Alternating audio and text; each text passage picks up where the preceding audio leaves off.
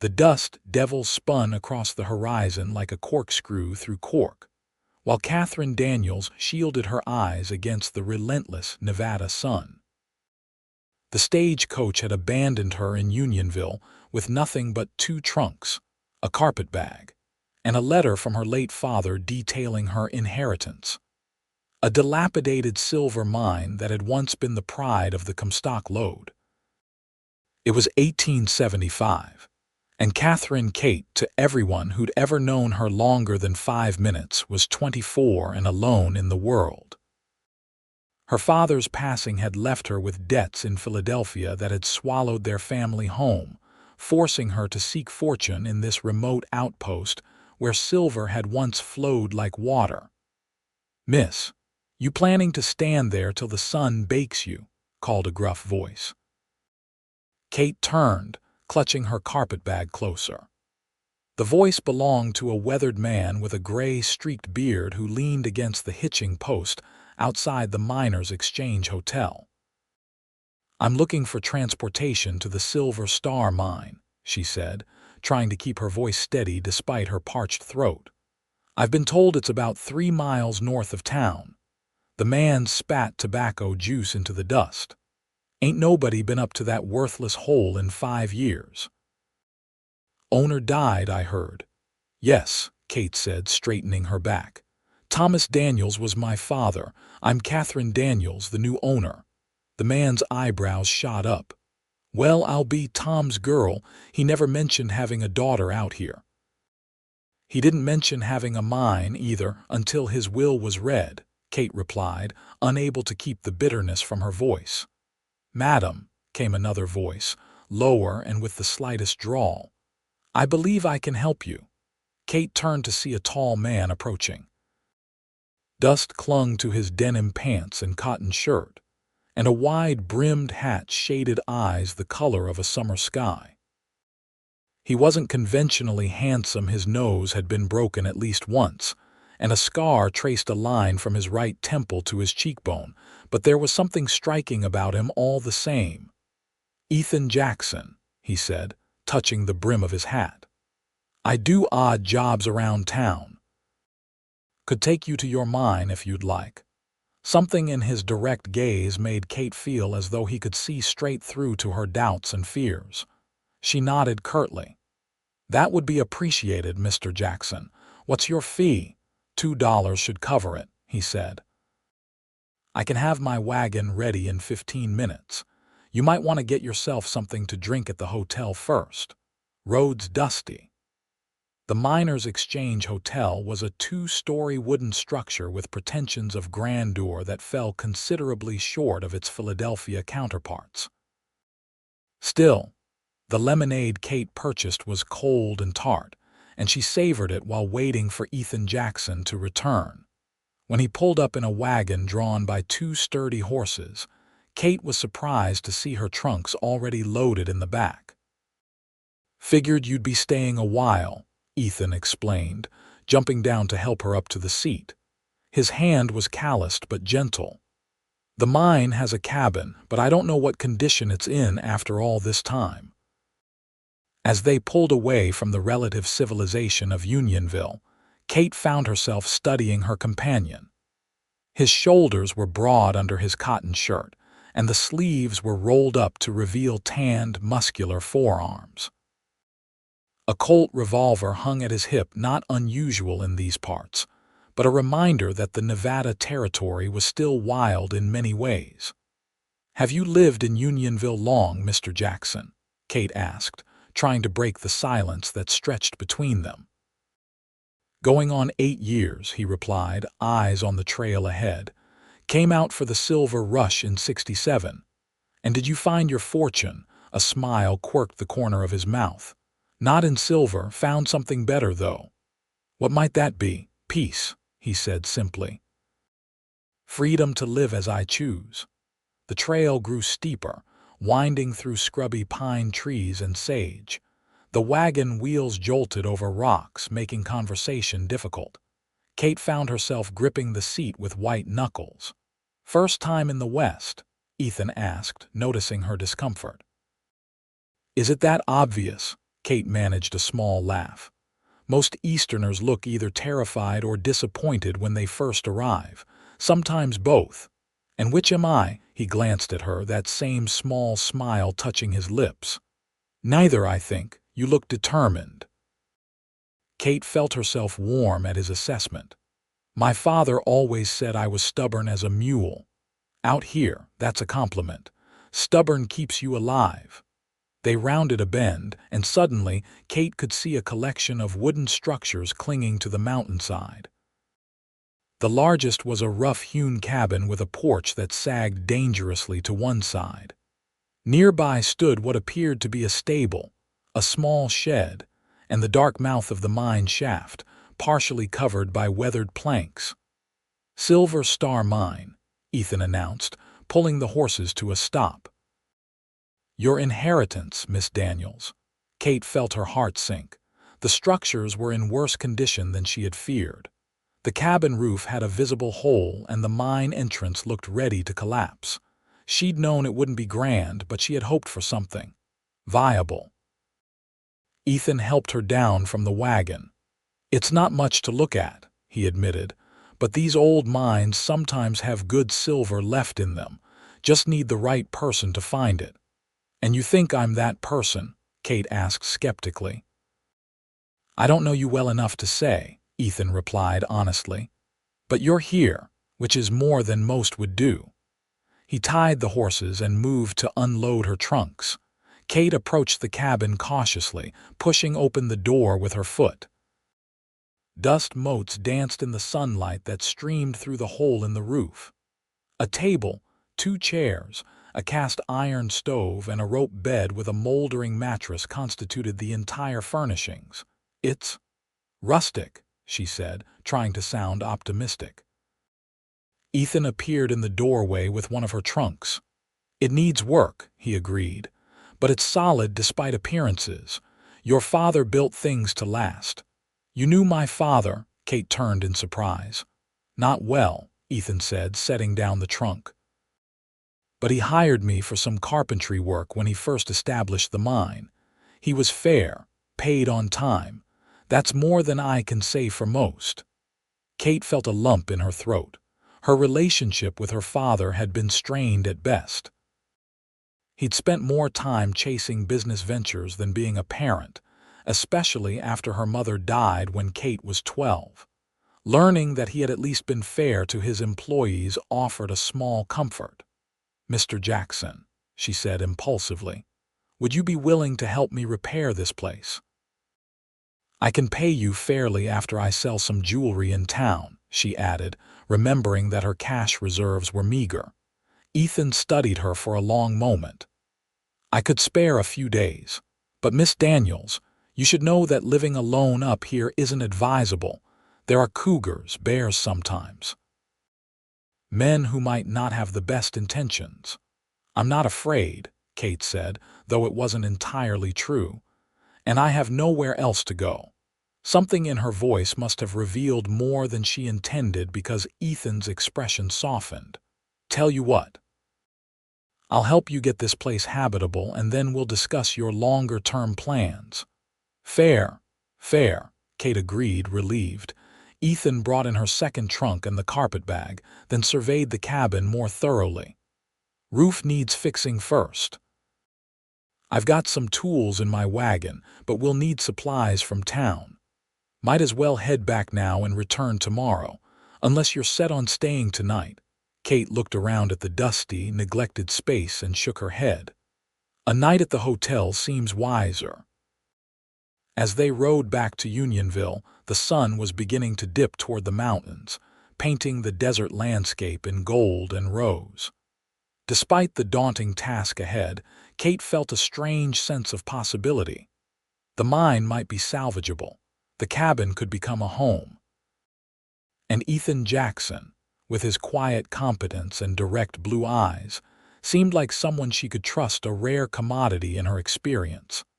Little did she know that this dusty trail would lead her not just to silver, but to something far more precious. The next morning dawned clear and hot.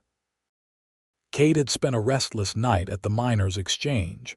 wrestling with doubts and planning her next steps. By the time Ethan Jackson arrived with his wagon, already loaded with lumber, nails, and supplies, she had changed into the most practical outfit. She possessed a blue cotton skirt and white shirtwaist and pinned her dark blonde hair in a simple knot. "You look ready for work," Ethan commented as he helped her into the wagon. "I'm not afraid of hard work, Mr. Jackson. I may have been raised in Philadelphia, but I wasn't idle. Call me Ethan," he said. "Out here, formality doesn't last long. Then you must call me Kate."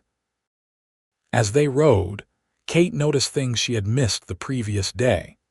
The way the sagebrush released its pungent scent in the morning sun, how shadows played across the distant mountains, the calls of unfamiliar birds. The West might be harsh, but it possessed an undeniable beauty. At the cabin, they set to work immediately. Ethan climbed onto the roof while Kate cleaned the interior, sweeping decades of dust and removing what couldn't be salvaged. The mattress was beyond saving, so they dragged it outside to burn later. Through the open door, Kate could see Ethan working, his movements economical and sure as he replaced rotted shingles. By midday, the Nevada sun was merciless.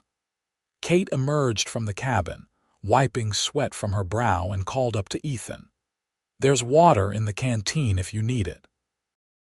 He climbed down, accepting the canteen gratefully. Kate couldn't help but notice how his shirt clung to him, damp with exertion. He drank deeply, then poured a small amount over his head, sending rivulets down his face and neck. "Sorry," he said, noticing her watching. "Not very gentlemanly." "I think we're past such concerns," Kate replied with a small smile. "Besides, I was considering doing the same." Something flashed in his eyes, surprise, perhaps, or appreciation for her candor. "The roof's almost done. Should hold through any weather short of a tornado, which we don't get much of around here anyway." "Thank you," Kate said sincerely. "I don't know what I would have done without your help." "You'd have managed," Ethan said with certainty. "You strike me as the type who always does." They ate a simple lunch of bread, cheese, and dried apples that Kate had purchased in town. Sitting in the shade of a pine tree with the vast Nevada landscape spread before them, Kate found herself relaxing despite the enormity of the task ahead. "Tell me about the mine," she said. "Do you think there's really any silver left?" Ethan considered her question. "It's possible. Your father shut down operations rather suddenly. There were rumors he'd found a rich vein but kept it quiet because he was planning to bring in better equipment." "Then why didn't he?" Kate asked. "He returned to Philadelphia and never mentioned the mine again, not until his will." "Can't say," Ethan replied. "Mining's a fickle business. Maybe he ran out of capital. Maybe the vein wasn't as promising as he thought, or maybe he trailed off. Maybe what? There were incidents at some of the mines back then. Accidents that weren't exactly accidents." Kate felt a chill despite the heat. "You think someone sabotaged my father's mine?" "I'm not saying that," Ethan clarified. "Just that competition was fierce during the silver boom. Men did things they wouldn't normally do." They fell silent, each lost in thought. Finally, Kate stood, brushing crumbs from her skirt. "Well, speculation won't get this cabin repaired. Shall we continue?" By late afternoon, the roof was sound, the windows reglazed with panes Ethan had brought from town, and the stove cleaned and tested. The cabin's transformation was remarkable, though it remained Spartan. "I still need a mattress," Kate said, eyeing the rope bed frame. "There's a woman in Unionville who makes them," Ethan replied. "We can see her tomorrow. For tonight, we should head back to town before it gets dark." Kate hesitated. Now that the cabin was habitable, she was reluctant to leave it. "I could stay. I have blankets in my trunk." Ethan shook his head firmly. "Not yet.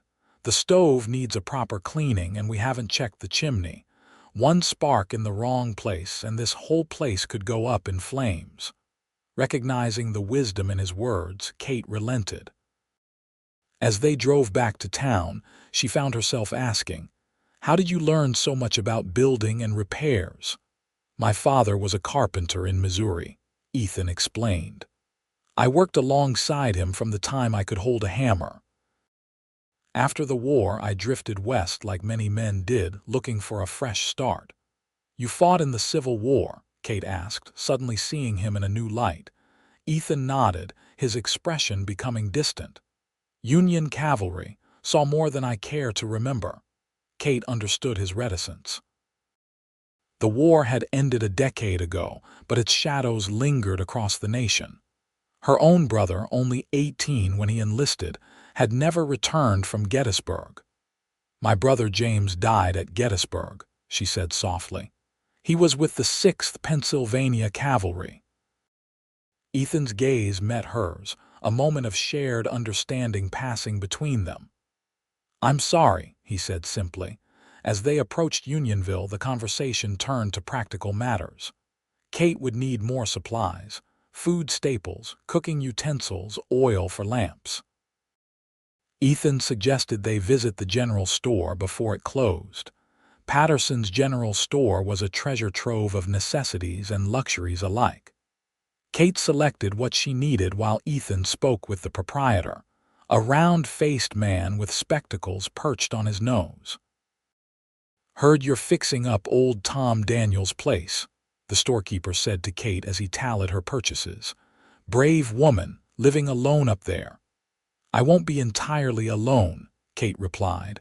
"I plan to hire workers once I assess the mine's potential." The man's eyebrows rose. "You're reopening the mine. Well, that'll be the talk of the town. Silver Star was producing well before it shut down. Mysterious business, that." "What do you mean?" Kate asked, her interest piqued. "Just that your father left in an awful hurry. One day he was making plans to expand, talking about bringing in steam-powered drills. Next day he was gone, left everything to his foreman to settle up." "Do you know where I might find this foreman?" The storekeeper shook his head. "Clarence Butcher. He moved on years ago. Last I heard, he was over in Virginia City." Ethan, who had been listening silently, spoke up. "Butcher still has family here. His sister married Joe Mitchell, who runs the livery. She might know where to find him." Kate made a mental note to visit Mrs. Mitchell the next day. If anyone knew why her father had abandoned a potentially profitable mine, it would be his foreman.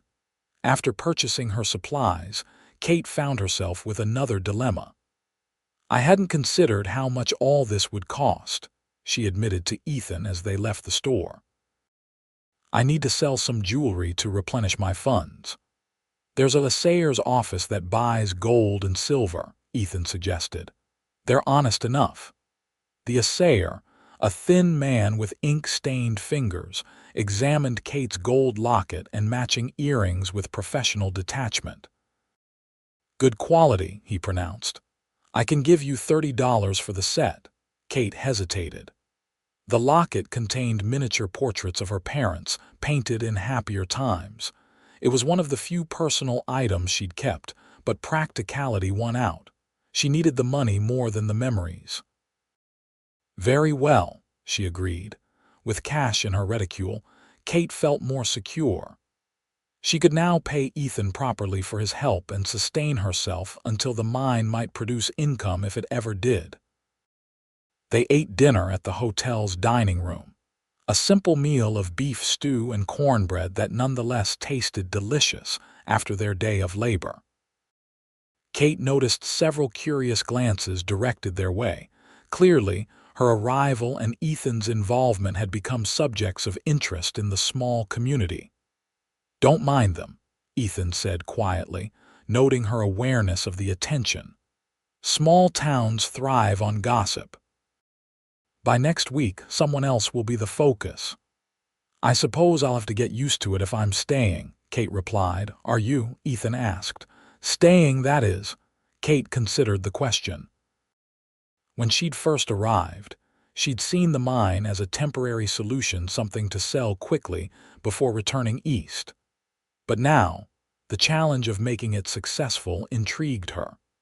And there was something about the vast, open landscape that called to something deep within her. "I think I might," she said slowly. "At least long enough to understand why my father kept this place a secret, and to see if there really is silver left to be found." Ethan nodded, seemingly satisfied with her answer. "The West has a way of claiming people," he said, "sometimes against their better judgment." As they walked back to the hotel after dinner, the stars emerged in the darkening sky, more stars than Kate had ever seen in Philadelphia, where city lights and coal smoke obscured all but the brightest. "It's beautiful," she murmured, tilting her head back to take in the celestial display. "One of the things I love most about this country," Ethan agreed, standing close enough that Kate could feel the warmth radiating from him in the cooling evening air. For a moment they stood in companionable silence, gazing upward. Then Ethan cleared his throat. "I should let you rest. Tomorrow will be another long day." "Yes," Kate agreed, suddenly conscious of how proper Philadelphia society would view her spending so much time alone with a man she barely knew. But Philadelphia was 1,000 miles away, and its rules seemed increasingly irrelevant. "Thank you again for your help, Ethan." "My pleasure, Kate," he replied, tipping his hat before turning to leave. As Kate prepared for bed in her sparse hotel room, she reflected on how much her life had changed in just 2 days. A week ago, she had been packing her belongings in Philadelphia, facing an uncertain future as a spinster relative dependent on the charity of distant cousins. Now she was the owner of a silver mine in Nevada, making plans and decisions that would have scandalized her former social circle. The thought made her smile as she drifted off to sleep. The next 3 days passed in a blur of activity. Kate and Ethan continued repairs on the cabin, transforming it from a neglected shell into a cozy, if simple, home.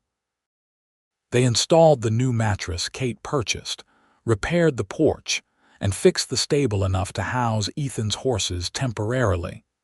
Kate also visited Virginia Mitchell, the former foreman's sister, a pleasant woman with graying hair who invited Kate in for tea. "Clarence is in Carson City now," Virginia explained, pouring tea into delicate cups that seemed at odds with her rough-hewn surroundings. "He's working as a mining consultant for some Eastern investors. I could write to him, tell him you're looking to speak with him." "I would appreciate that," Kate said. "Did he ever mention why my father left so suddenly?" Virginia frowned slightly. "Not in so many words, but he was troubled by it, I know that much. Said there was good silver still in that mountain and it was a shame to abandon it." This confirmed what Ethan had suggested, leaving Kate even more curious about her father's abrupt departure from Nevada. What had driven him back east, abandoning what could have been a profitable venture? On the 4th day, Kate officially moved into the cabin. Ethan helped transport her remaining supplies and belongings from town, then stood awkwardly on the porch, hat in hand. "Well," he said, "you're all set now. Roof's solid, stoves clean, windows keep out the wind." Kate felt a strange reluctance to see him go. In these few days, Ethan had become not just a helper but a friend, perhaps her only friend in this strange new place. "I haven't paid you yet," she said, reaching for her reticule. Ethan held up a hand. "Keep your money for now, you'll need it." "But you've worked so hard," Kate protested. "Tell you what," Ethan said after a moment's consideration. "I'm interested in that mine of yours. If there's silver left, it would take capital and manpower to extract it. I've saved some money over the years. Maybe we could discuss a partnership of sorts." Kate blinked in surprise. "A partnership? Nothing formal yet," Ethan clarified. "But I could help you assess the mine, see if it's worth reopening. In exchange for my labor and expertise, you could consider a percentage of any profits. It was a practical suggestion, and Kate found herself nodding. That seems fair. When would you like to start? I have some business in town tomorrow, but I could return the day after. We'll need proper equipment, lanterns, picks, maybe some blasting powder eventually.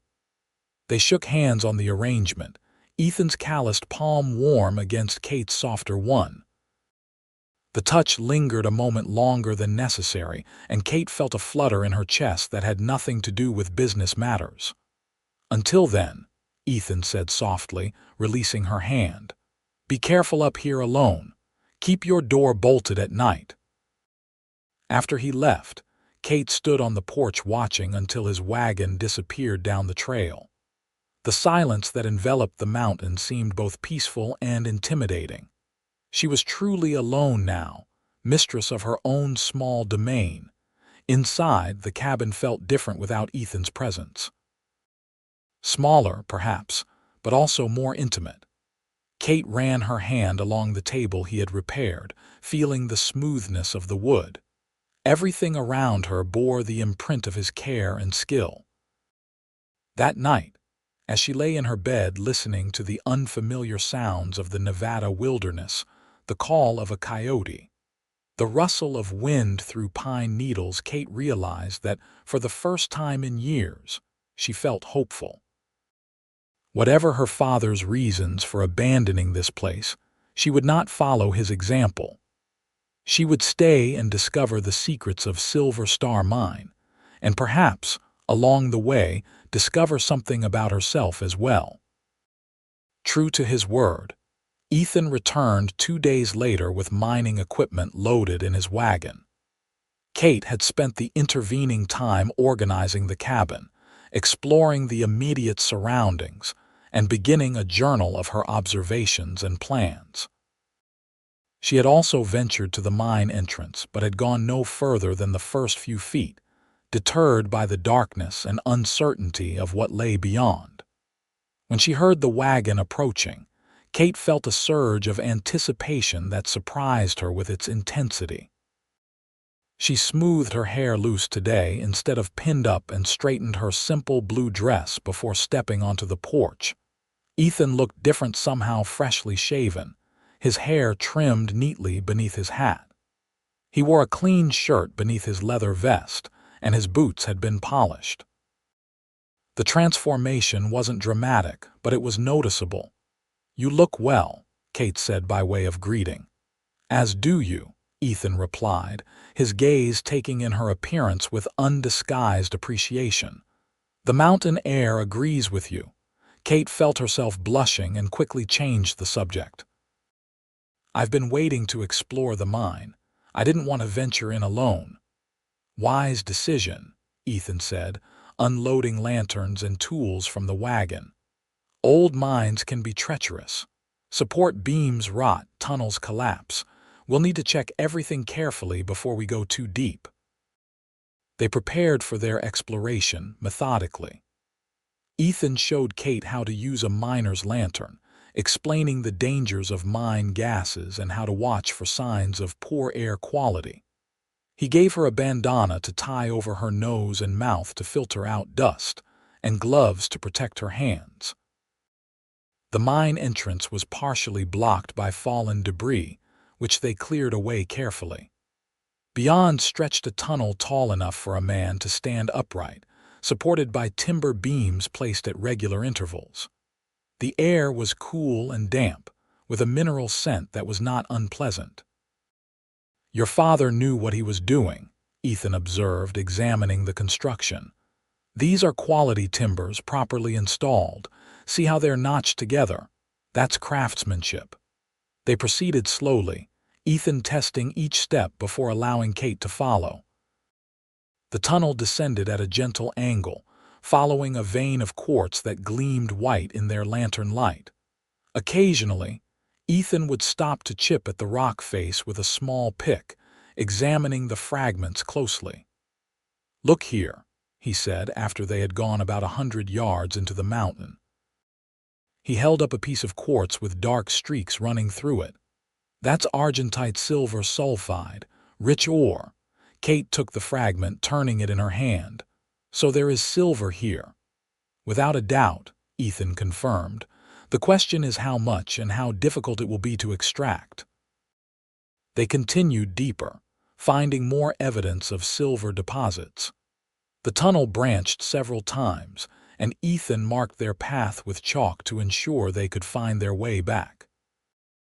In some places, they found evidence of blasting smooth, walled chambers where black powder had been used to expand the tunnel. It was in one such chamber, perhaps 500 yards from the entrance, that they made their most significant discovery. Ethan's lantern illuminated a section of wall where the quartz vein widened dramatically, shot through with dark streaks of silver-bearing ore. "Kate," Ethan said, his voice hushed with excitement. "This is exceptional. Look at the concentration. This is what miners dream of finding." Kate stared at the wall, trying to comprehend what she was seeing. How much could this be worth? Thousands, potentially.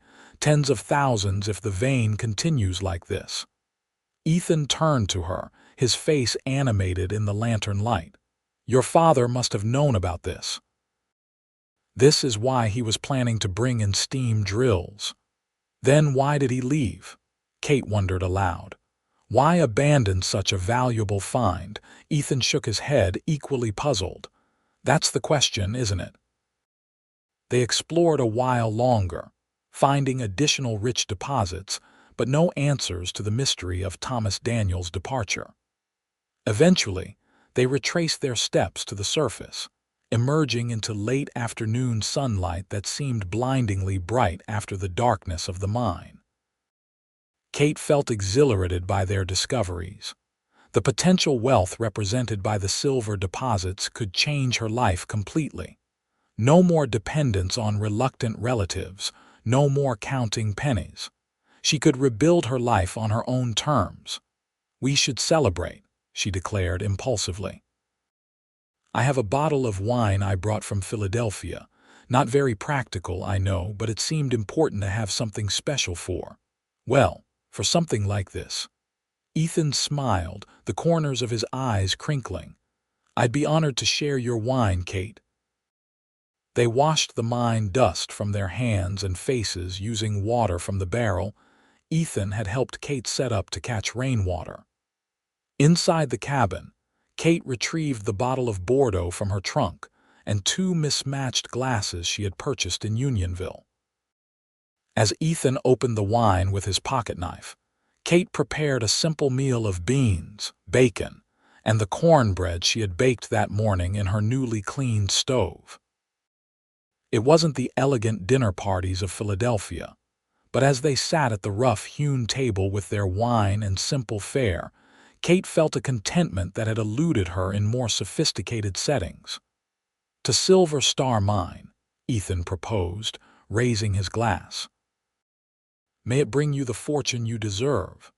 "To partnerships," Kate countered, touching her glass to his. "May ours be profitable for us both." They sipped the wine, which tasted better than Kate remembered, perhaps enhanced by the day's success and the pleasant company. Conversation flowed easily between them, moving from practical discussions of how to proceed with the mine to more personal revelations. Kate found herself telling Ethan about her childhood in Philadelphia, her mother's early death, her father's emotional distance. In turn, Ethan spoke of growing up in Missouri, his service in the Union Cavalry, and his restless wandering after the war before finding a home in Nevada. "I tried mining for myself," he admitted. "Had a claim south of Virginia City for a while. Found enough silver to keep me going but never struck it rich. Eventually sold the claim and settled in Unionville, doing carpentry and odd jobs. It's a simpler life, but it suits me." "And now you're returning to mining," Kate observed. Ethan's gaze met hers across the table. "Some opportunities are worth changing course for." The way he said it, with his blue eyes steady on hers, made Kate wonder if he was speaking solely about the mine. The thought sent a warm current through her veins that had nothing to do with the wine. As darkness fell, they moved to the porch, bringing the remainder of the wine with them. The night was clear, stars emerging in a velvet sky. In the distance, a coyote called, its voice rising in an eerie, beautiful cadence. "I never imagined I could love a place so different from everything I've known," Kate said softly, "but there's something about this land that speaks to me." "It has that effect," Ethan agreed. "The vastness of it, the harshness and the beauty together. It strips away pretensions, leaves you facing who you really are."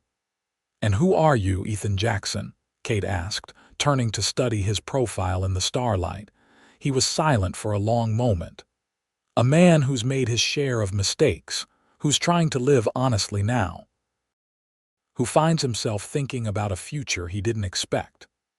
The air between them seemed charged with unspoken possibilities. Kate was acutely aware of his proximity, of the slight scent of leather and pine that clung to him, of the strength in his hands as they rested on the porch railing. "I should go," Ethan said finally, reluctantly. "It's late and we have much to do tomorrow if we're serious about reopening the mine." "We are," Kate affirmed. "At least I am." "Then I am too." He stood, gathering his hat. "Lock your door after I leave." Kate walked him to his wagon, suddenly reluctant to see the evening end. "Thank you for today, for everything." "My pleasure, Kate," Ethan replied. Then, in a move that surprised them both, he took her hand and raised it to his lips, pressing a gentle kiss to her knuckles. "Until tomorrow." Kate stood watching as he drove away, her hand still tingling from the touch of his lips. The simple gesture had affected her more profoundly than any elaborate courtship ritual she had experienced in Philadelphia. As she secured the cabin for the night, Kate reflected on how quickly her life had changed course. A week ago, she had been a proper Philadelphia lady facing genteel poverty. Now she was a mine owner in Nevada, forming a business partnership and perhaps something more with a former cavalryman turned carpenter. The thought made her smile as she drifted off to sleep, dreaming of silver veins and blue eyes. The following weeks established a pattern. Ethan would arrive early each morning, and together they would work on preparing the mine for proper operation.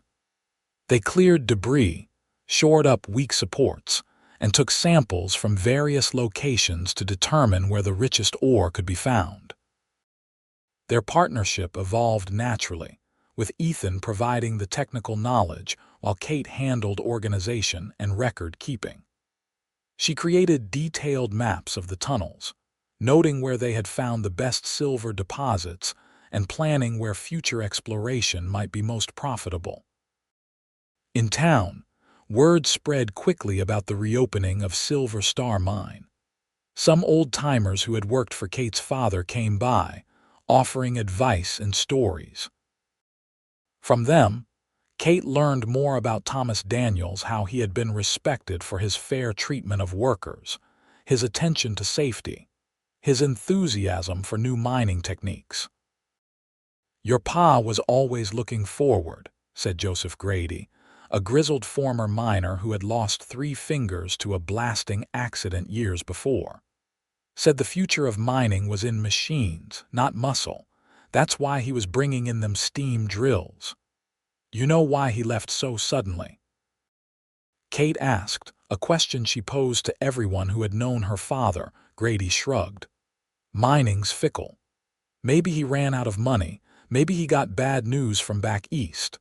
All I know is one day he was here, next day gone, leaving Butcher to pay us our final wages." Kate wrote to Clarence Butcher in Carson City, but weeks passed with no reply. The mystery of her father's abrupt departure remained unsolved, nagging at Kate's thoughts during quiet moments. Despite this lingering question, work on the mine progressed well. Kate invested most of her remaining money in essential equipment, and Ethan contributed his savings to purchase a small stamp mill that would allow them to process ore on site rather than transporting it to the larger mills in Virginia City. Their working relationship grew more comfortable with each passing day. Kate found herself admiring not just Ethan's knowledge and strength, but his patience, his dry humor, his thoughtfulness.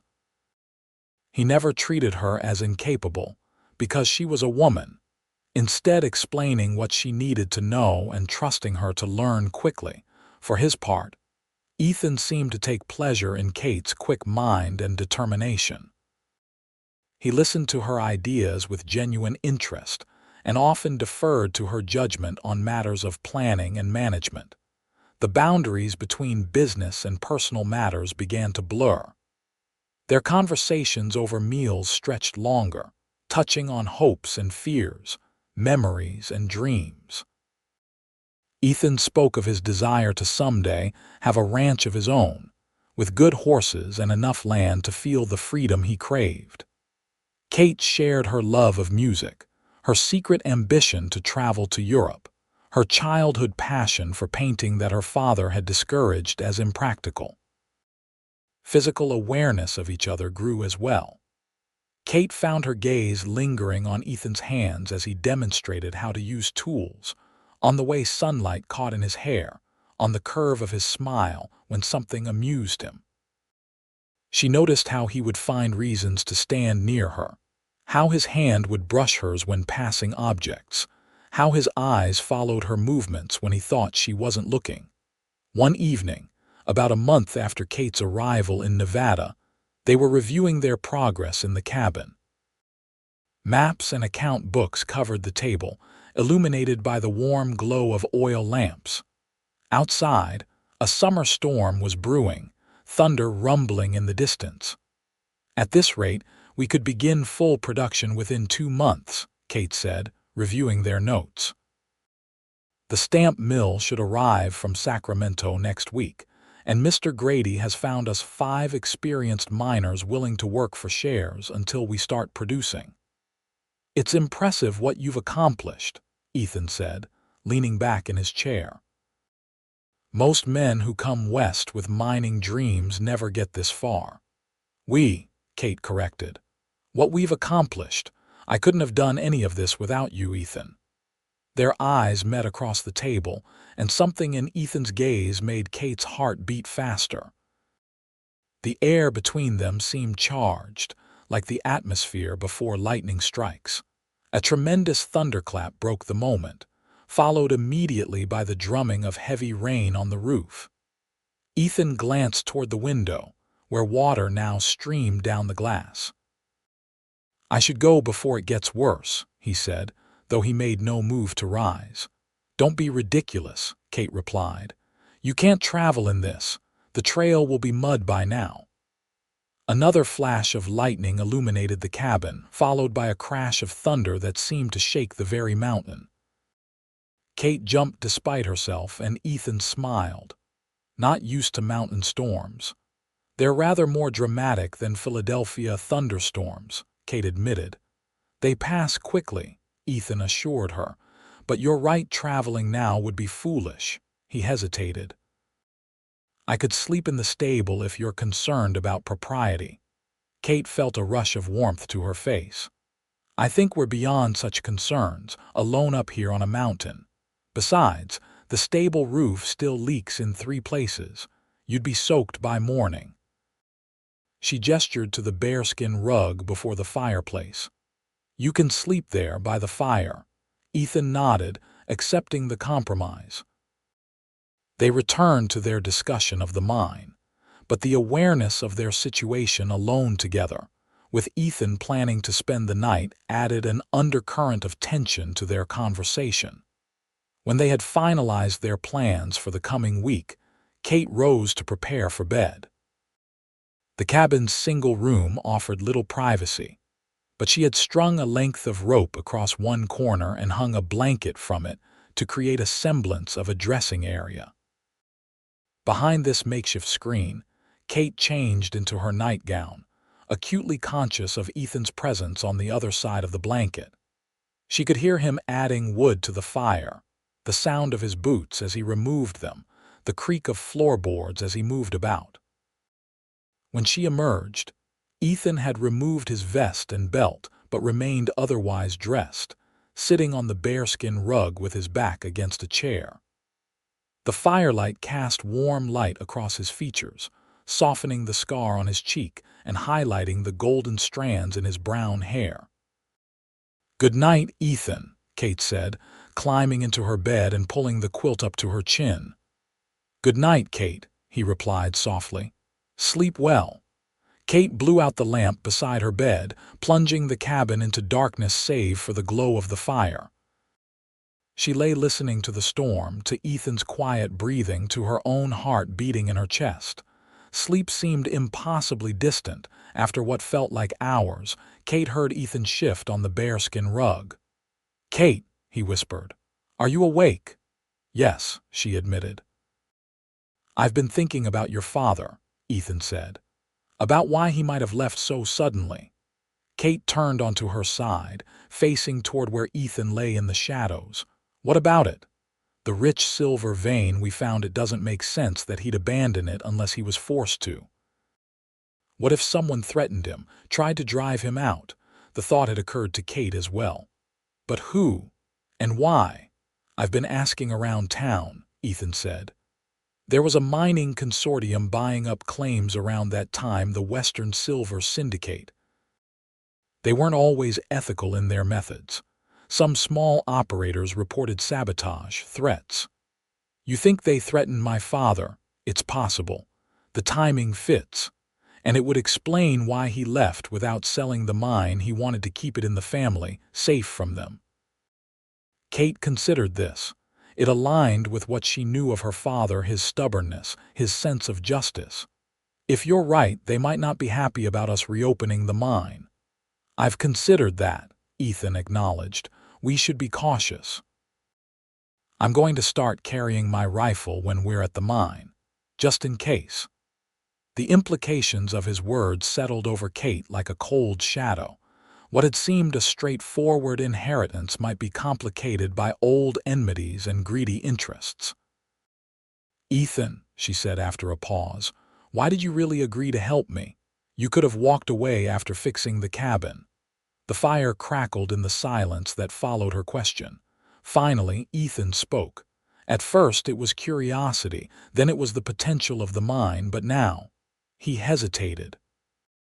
"Now it's you, Kate. I stay because of you." The simple honesty of his words took Kate's breath away. In Philadelphia, men had courted her with flowery compliments and calculated gestures. None had affected her as deeply as Ethan's straightforward declaration.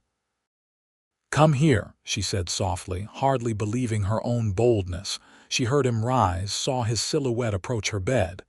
When he reached her, Kate extended her hand. Ethan took it, his calloused palm warm against her skin. "I'm glad you stayed," she whispered. "Not just tonight. Every day." Ethan knelt beside the bed, still holding her hand. "Kate," he began, then seemed at a loss for words. Instead, he leaned forward slowly, giving her time to withdraw if she wished. Kate didn't withdraw. She met him halfway, their lips coming together in a kiss that started gently but quickly deepened with shared hunger. Ethan's hand cradled her face, his touch reverent, while Kate's fingers tangled in his hair, drawing him closer. When they finally broke apart, both breathing heavily, Ethan rested his forehead against hers. "I should return to the rug," he said, though his tone suggested it was the last thing he wanted. Kate knew what propriety demanded. She also knew what her heart wanted. In Philadelphia, the choice would have been clear. But this wasn't Philadelphia, and she was no longer the same woman who had arrived in Unionville a month ago. "Stay," she whispered. Ethan searched her eyes in the firelight. Whatever he saw there must have reassured him, for he nodded once, then joined her beneath the quilt. They lay facing each other, close but not touching, the significance of the moment not lost on either of them. "Kate," Ethan said softly, "I want you to know that this you mean more to me than any silver mine." In response, Kate leaned forward and kissed him again, letting her actions speak what words could not adequately express. As the storm raged outside, they found in each other a different kind of precious metal, a connection more valuable than any ore hidden in the mountain. Later, as they lay entwined, Kate's head resting on Ethan's chest, he stroked her hair gently. "I never expected this," he murmured.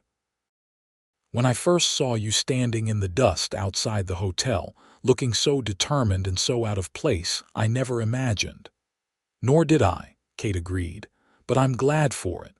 Whatever happens with the mine, I'm glad I came to Nevada, glad I found you." "We'll make this work," Ethan said, his voice a promise in the darkness. "The mine, us all of it." Kate smiled against his skin. "It already does," she whispered. In the morning, the storm had passed, leaving behind a washed, clean world sparkling in the early sunlight. Kate woke to find Ethan already up, stoking the fire and preparing coffee. She watched him for a moment, admiring the easy strength in his movements, the careful way he handled the china cups she had brought from Philadelphia. When he turned and saw her awake, his face lit with a smile that made her heart skip. "Good morning," he said, bringing her a cup of coffee. "Good morning," she replied, accepting the cup and his quick kiss with equal pleasure. They didn't speak directly of what had happened between them, but there was a new ease in their interactions, a tacit understanding that everything had changed. As they ate breakfast and discussed the day ahead, their hands would find reasons to touch, their eyes would meet and hold a moment longer than necessary. The weeks that followed were among the happiest of Kate's life. By day, they worked tirelessly on the mine, installing the stamp mill when it arrived, hiring and training miners, beginning the actual extraction of silver ore. By night, they shared the cabin, learning each other's bodies and hearts with equal dedication. Word arrived from Carson City that Clarence Butcher had left for San Francisco months earlier, taking with him whatever knowledge he might have had about Thomas Daniels' sudden departure. Kate was disappointed but not deterred. The mine was producing well, the silver vein they had discovered proving even richer than initially estimated. Their first actual profit, $500 after expenses, arrived on a clear September day. Kate stared at the bank draft in disbelief, then laughed with pure joy. "We did it," she said to Ethan, who was grinning as broadly as she was. "We actually did it." "Just the beginning," he assured her. "The vein is holding strong. Next month will be even better." That night they celebrated with a bottle of champagne Ethan had ordered specially from Sacramento. Sitting on the porch under the stars, glasses in hand, Kate felt a contentment so complete it was almost frightening. "I've been thinking," Ethan said, his voice casual though his eyes were intent on her face. "With the mine doing well, we might consider expanding. Not just the operation, but our holdings." "What did you have in mind?" Kate asked. "There's land available to the west, good grazing land with a year-round spring, enough for a decent-sized ranch, horses, maybe some cattle." Kate studied him, understanding dawning. "Your dream." "A ranch of your own," Ethan nodded. "I thought perhaps our dream, if you were interested." The implication was clear, not just a business partnership anymore, but a life partnership. Kate set down her champagne glass, her heart suddenly racing. "Ethan Jackson, are you proposing to me?" He set his own glass aside, taking her hands in his. "I suppose I am, though not very eloquently. I love you, Kate. These past months have been the happiest of my life. I want to build something with you, not just a mine or a ranch, but a future." Tears sprang to Kate's eyes, blurring her vision. "Yes," she said simply. "Yes to all of it." Ethan's smile was radiant as he pulled her into his arms, sealing their agreement with a kiss that promised a lifetime of tomorrows. 2 days later, disaster struck. Kate was reviewing accounts in the cabin when she heard shouting from the direction of the mine. She rushed outside to see smoke billowing from the entrance, miners running, calling for water for help. Heart in her throat, Kate ran toward the chaos. "Ethan!" she called, scanning the faces of the emerging miners. "Where's Ethan?" Joseph Grady, face blackened with smoke, grabbed her arm. "Cave in," he gasped. Explosion first, then the tunnel collapsed. Ethan was checking the new shaft. Kate felt the world tilt beneath her feet. Did he? She couldn't form the words. "Don't know," Grady admitted. "3 men still unaccounted for. We're organizing a rescue now." The next hours were the longest of Kate's life. She helped where she could, fetching water, bandaging minor injuries, but her mind was consumed with fear for Ethan. The rescue team worked tirelessly, clearing debris, shoring up weakened supports, calling out for survivors. As darkness fell, they found the first missing miner alive but badly injured.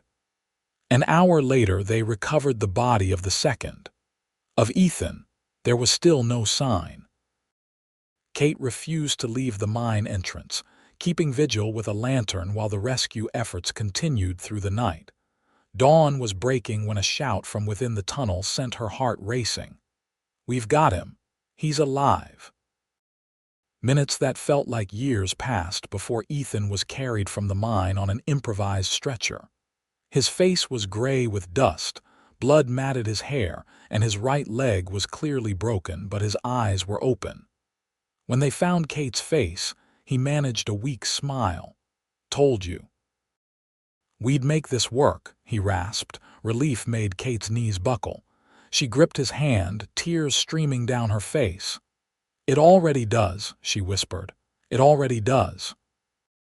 The doctor from Unionville set Ethan's broken leg, treated his other injuries, and prescribed complete rest, a prescription Ethan chafed against almost immediately.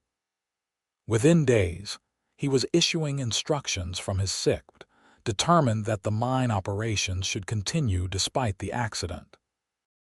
Investigation revealed that the explosion had not been an accident at all. Someone had placed blasting powder in the new shaft and deliberately detonated it when miners were present. The sabotage confirmed Ethan's suspicions about outside interests threatening the mine. "It has to be the Western Silver Syndicate," he said, sitting up in bed with maps and reports spread around him. "They tried the same tactics with your father." Kate, who had barely left his side since the explosion, nodded grimly. "I've sent telegrams to the territorial governor and the federal marshal. This goes beyond local law enforcement." "They won't stop with one attempt," Ethan warned. "We need to be prepared." Kate had already considered this. While Ethan recovered, she hired additional men, not just miners but guards with military experience. She also wrote to a lawyer in Carson City, documenting everything they knew about the Western Silver Syndicate's activities. The investigation progressed slowly. The territorial marshal arrived, interviewed witnesses, and gathered evidence, but proving who had placed the explosives was challenging. The Western Silver Syndicate denied any involvement, and without direct evidence, legal action was difficult. Meanwhile, life at Silver Star Mine continued. Ethan's leg healed, though he would always walk with a slight limp afterward. The damaged tunnel was repaired, new safety measures implemented. Silver production resumed, with profits exceeding their earlier projections. In October, Ethan and Kate were married in a small ceremony at the Unionville church. Kate wore a simple blue dress ordered from San Francisco, with silver earrings Ethan had commissioned from a jeweler, using the first silver extracted from their mine. Joseph Grady served as best man, and Virginia Mitchell, who had become a close friend to Kate, was matron of honor. After the ceremony, the entire mining crew and half the town celebrated at the Miners' Exchange Hotel. There was music and dancing. though Ethan's dancing was limited by his healing leg, food and drink, laughter and good wishes. As the evening progressed, Kate found herself standing on the hotel's small balcony, taking a moment of quiet amidst the celebration. Ethan joined her, wrapping an arm around her waist. "Happy, Mrs. Jackson?" he asked, pressing a kiss to her temple. "Completely," Kate replied, leaning into his embrace. "Though I keep waiting for the other shoe to drop, the syndicate hasn't given up, I'm sure of it." "Let them try," Ethan said firmly. "We've built something strong here, Kate, not just the mine, but a community. People who watch out for each other. Whatever comes, we'll face it together." As winter approached, Kate and Ethan expanded their holdings as planned, purchasing the land west of the mine with its valuable water rights. They began construction of a proper house larger than the cabin but still modest, with rooms for future children and guests. The first snow fell in late November, transforming the landscape into a glistening white wilderness. The mine continued to operate, though at a reduced pace due to the challenges of winter transportation. Kate and Ethan spent more time in their cabin, planning for spring, talking of their future, enjoying the simple pleasure of being together.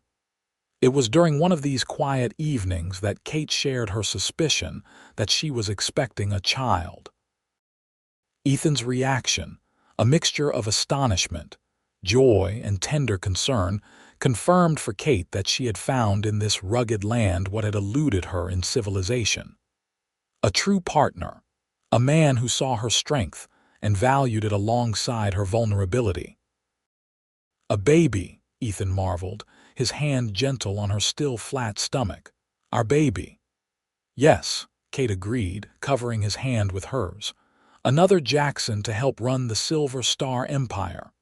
The word empire was said teasingly, but it wasn't far from the truth. Their operation had expanded significantly, with investments not just in mining but in transportation and processing. They now employed over 30 men directly, with more jobs created indirectly through the businesses that supplied their needs. January brought heavy snows that isolated the mine for weeks at a time. Kate, now visibly pregnant, turned her attention to planning the interior of their new house, which would be ready for occupancy by spring. Ethan divided his time between overseeing the reduced winter mining operations and beginning work on the ranch, designing barns and corrals, negotiating for breeding stock to be delivered when the weather cleared. It was during one of these isolated January periods, with snow piled high around the cabin and the trail to town impassable, that Kate finally discovered the truth about her father's sudden departure from Nevada. She was organizing papers in preparation for their move to the new house when she found a hidden compartment in her father's old desk, a piece of furniture she had kept more from sentiment than practicality. Inside was a packet of letters, yellowed with age but carefully preserved. The letters, spanning several months in 1868, were from Kate's mother in Philadelphia to her father in Nevada. They revealed what Thomas Daniels had never shared with his daughter, that her mother had been gravely ill, diagnosed with consumption, and had begged her husband to return home. "I know the mine consumes your thoughts," Eleanor Daniels had written in her increasingly shaky hand, "but I ask you to remember your family. Katherine needs her father. I need my husband. Whatever fortune you seek in Nevada cannot compare to what awaits you here, the love of those who hold you dear." Kate sat reading the letters with tears streaming down her face. The final one, dated just days before her father had abruptly abandoned the mine, contained a desperate plea. "The doctors give me little time. If you wish to see me again in this life, Thomas, come home now." He had gone home not driven away by threats or sabotage, but pulled by love and duty to the wife who was slipping away from him. Kate remembered how her father had arrived unexpectedly in Philadelphia, how he had rarely left her mother's bedside during her final weeks, how devastated he had been by her death. After that, he had thrown himself into his East Coast business ventures, never mentioning Nevada or the silver mine.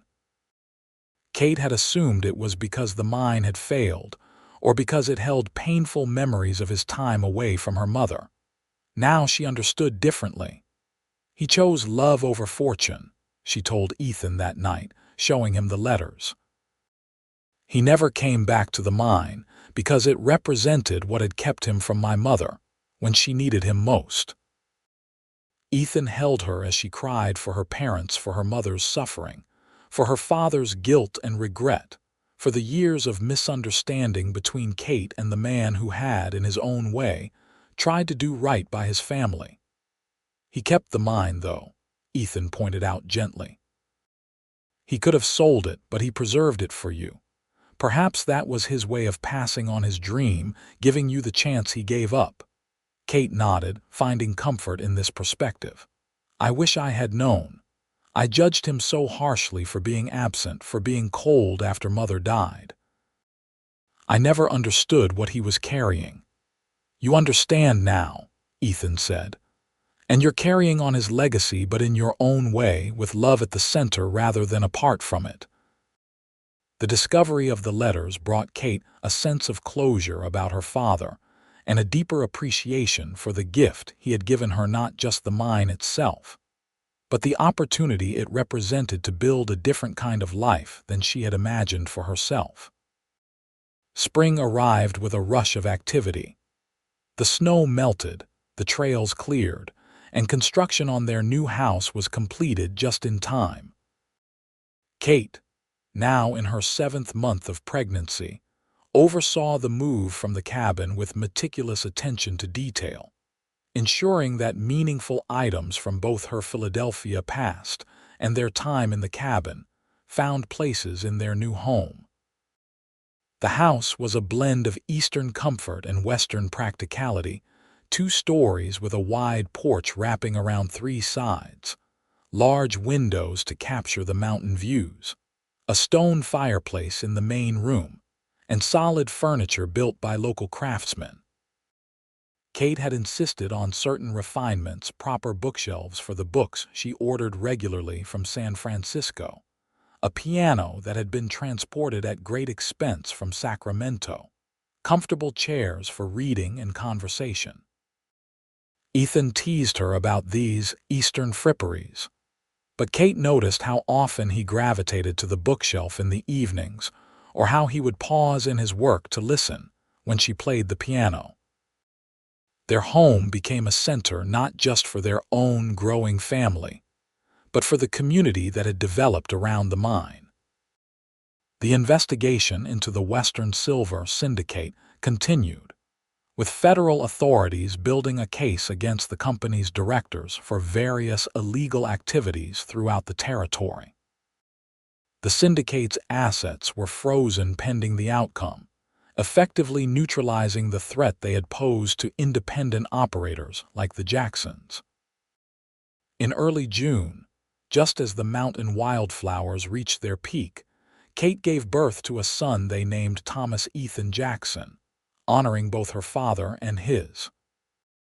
The birth was long and difficult, but with the assistance of a skilled midwife from Virginia City and Ethan's steady presence, Kate emerged exhausted but triumphant, with a healthy baby boy in her arms. "He has your eyes," Ethan said, wonder in his voice as he held his son for the first time. "And your chin," Kate replied, smiling despite her exhaustion. "God help us if he has both our stubborn streaks." As summer progressed, their various enterprises thrived. The mine's production exceeded all projections. The beginnings of their ranch took shape with the arrival of breeding stock, and their investment in a freight company connecting Unionville to the railroad at Reno proved profitable beyond expectation. But it was their family life that brought the deepest satisfaction. Kate found in motherhood a joy she hadn't anticipated, while Ethan proved to be a devoted, if sometimes anxious, father. Little Thomas Tom, as they called him, flourished in the mountain air, growing strong and curious about the world around him. In August, they received word that the federal case against the Western Silver Syndicate had concluded with convictions for the principal directors.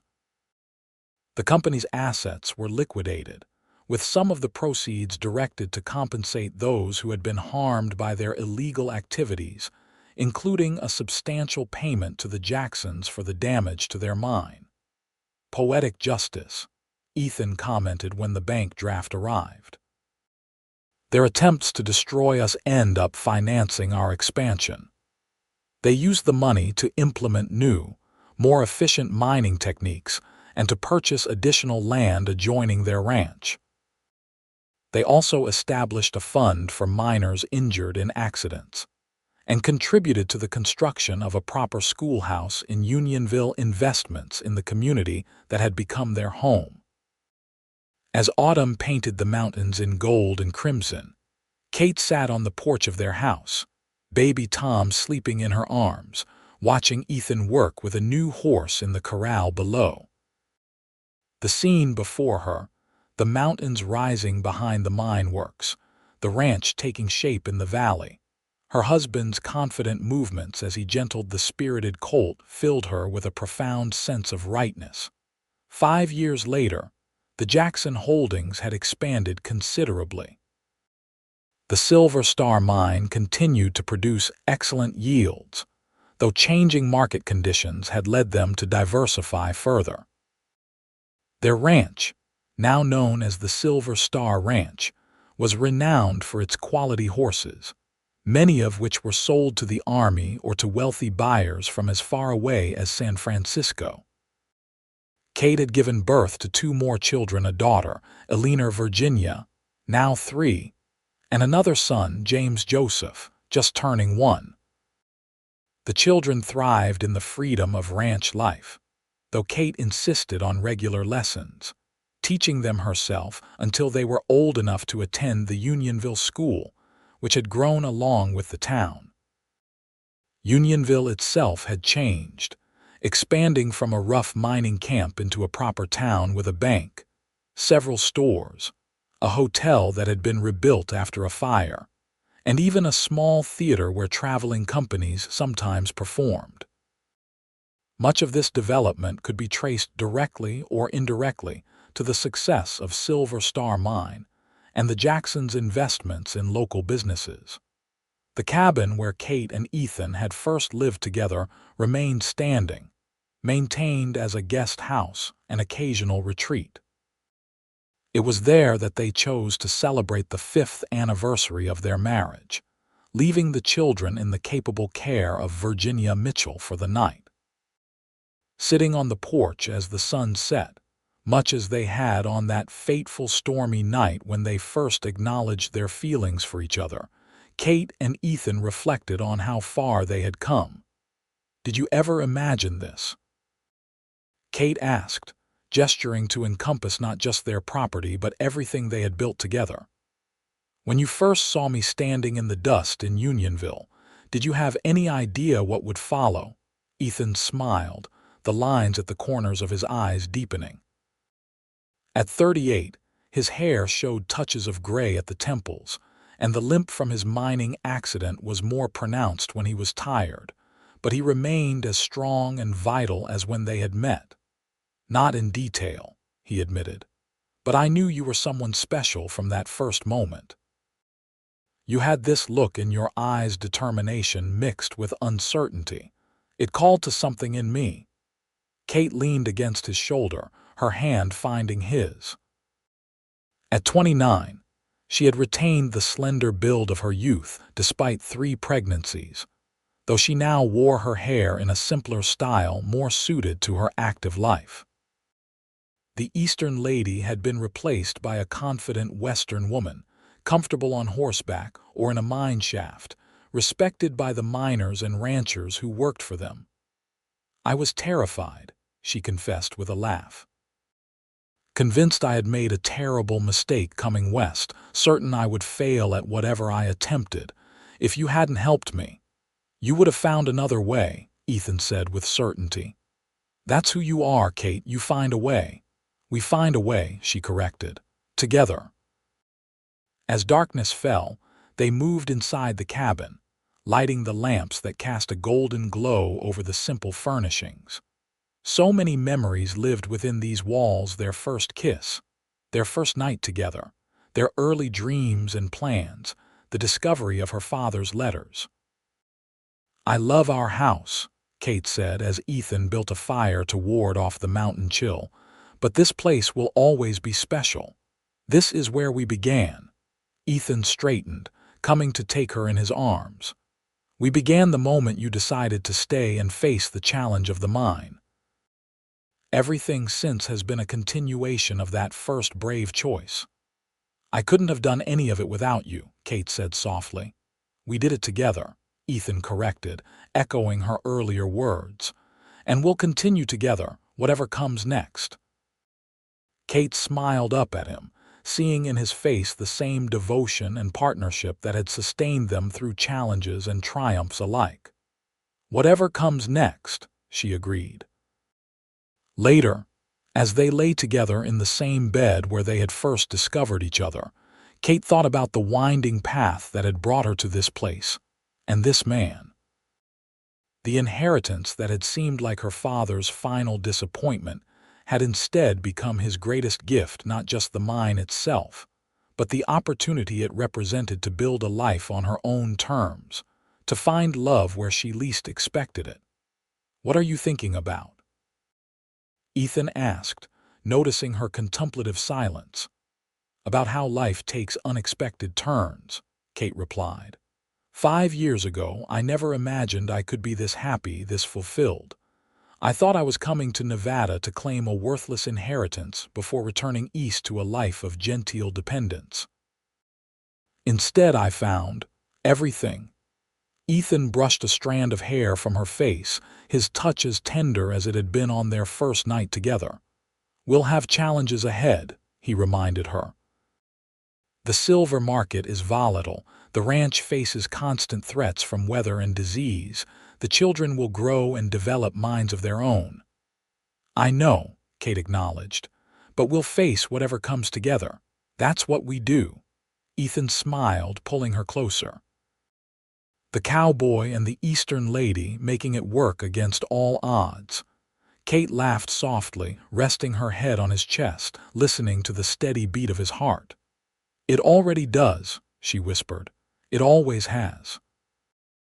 And in that moment, surrounded by the memories of their beginning and the promise of their future, Kate knew that whatever challenges lay ahead, the love they had found in this unlikely place would sustain them through anything the untamed West might bring. The Silver Star Mine, ranch, and family would continue to shine brightly, a testament to the power of determination, courage, and love to transform the unexpected into the extraordinary. Outside the cabin, under a canopy of stars that sparkled like silver dust across the Nevada sky, the mountain stood as it had for eons, silent witness to the human drama that had unfolded upon its slopes.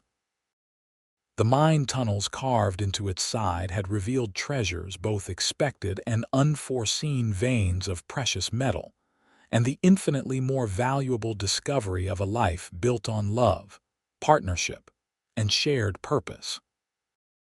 For Kate and Ethan Jackson, the real silver star was the life they had created together, a light that would guide them and their children through whatever lay ahead in the vast, beautiful, challenging West they now called home.